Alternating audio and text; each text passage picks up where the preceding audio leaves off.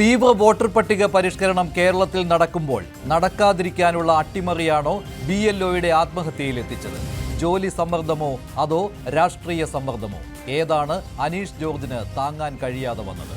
Voter പട്ടിക ശുദ്ധമായാൽ വ്യാജവിലാസങ്ങളും ഇരട്ട വോട്ടർമാരും മരിച്ചവരുടെ പേരിൽ തുടരുന്ന വോട്ടുകളും ഇല്ലാതാകുന്നത് അധികാരം നഷ്ടപ്പെടുത്തുമെന്ന് ഭയക്കുന്നവർ ജോലി സമ്മർദ്ദത്തിനിടെ വോട്ടർമാരെ നേരിൽ കാണുന്ന ബൂത്ത് ലെവൽ ഓഫീസർമാരെ ഭീഷണിപ്പെടുത്തുന്നത് SIRനെ ഭയന്നിട്ടല്ലാതെ പിന്നെന്താണ്? കോൺഗ്രസ് ആണ് ഇത്തരമൊരു ആരോപണം CPMനെതിരെ ഉന്നയിച്ചത്. SIRനെ എതിർക്കുമ്പോഴും കേരളത്തിൽ SIR വരുന്നത് പ്രത്യേകിച്ച് കണ്ണൂരിലെ വ്യാജ വോട്ടുകൾ തടയാൻ സഹായിക്കുമെന്ന് കോൺഗ്രസിനറിയാം.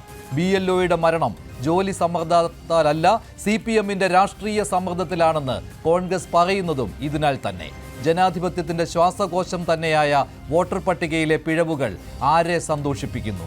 ശുദ്ധീകരണം തടയാൻ ഓടിപ്പായുന്നവർ ജനാധിപത്യത്തെ സംരക്ഷിക്കുകയാണോ? ഇരട്ട സമ്മർദ്ദത്തിലോ നമ്മുടെ BLOമാർ? BLO അനീഷ് ജോർജിന്റെ മരണത്തിന് ഉത്തരവാദിയായത്?